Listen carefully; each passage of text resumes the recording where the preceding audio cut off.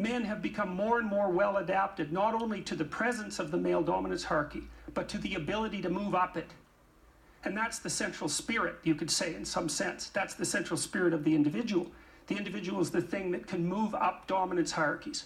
It's the thing that's at the top. It's the eye at the top of the pyramid. And it's been selected for.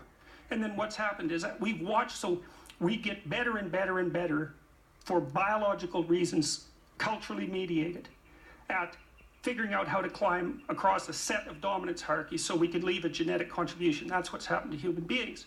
Now imagine that that's happened for 6 million years. So now imagine that we started to watch that, because we're curious creatures, we're always trying to figure out who we are. And then as we watched that, we started to tell stories about what the people who could climb the hierarchies were like. Those were heroes. That's where hero mythology came from. And the biggest hero is the person who'll go out and kill the snake.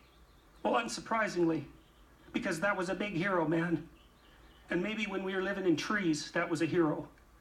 So the big hero is the person who goes out, slays the dragon, gets the gold, brings it back to the community and distributes it. He's also the person most likely to go up the dominance hierarchy.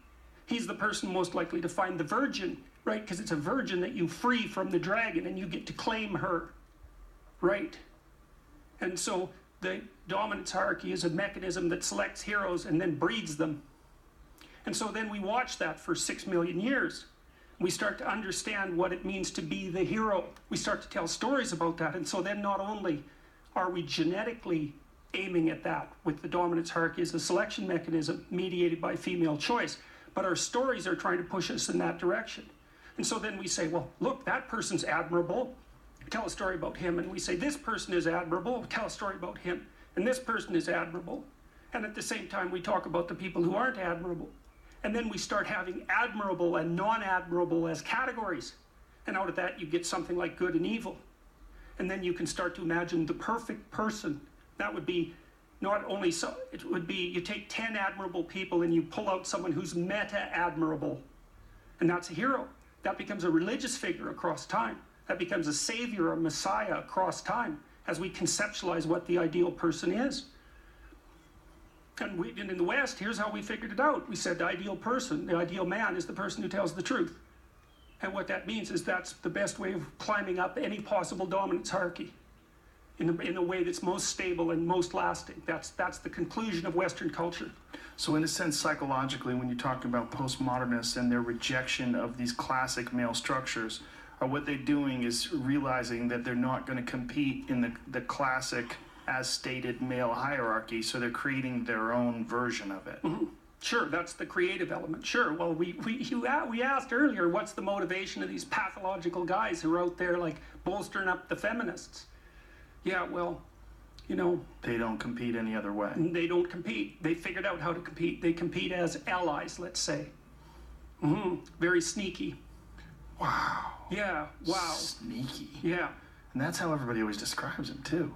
When it's almost like I avoid doing it because it just almost feels gross to label them like that. But mm-hmm. that is the way you think of male feminists. You think of them as sneaky. Mm-hmm. And it's creepy. And discriminatory towards classic male behavior. Yeah, well, and no wonder. Yeah. They haven't got a hope of competing in that hierarchy. Wow. That's deep. That is deep. This is going to be hurtful to a lot of people. There's a lot of people listening to this right now, very upset. Yeah, very you asked earlier why the postmodernists don't like blunt speech. Yeah, that's why, man. You know, it's like the truth is something that burns. It burns off dead wood. And people don't like having their dead wood burnt off often because they're like 95% dead wood. And believe me, I'm not being snide about that. It's no joke. When you start to realize how much of what you've constructed of yourself is based on deception and lies, that is a horrifying realization. And it can easily be 95% of you. Things you say, things you act out. You know, you see that in Pinocchio, which I often discuss. You know, Pinocchio, when he gets corrupt as he matures, he first learns to lie. And then he becomes a braying jackass on Pleasure Island. It's like, and he's threatened by the underground authoritarians, right? They're going to sell him to the salt mines. It's like, yeah, that's for sure. It's exactly right, man. So then you figure out you're a brain jackass and you're lying all the time. That's a terrible realization. And then all that needs to be burnt away. And the people don't like that. You know, it's... Now, you've been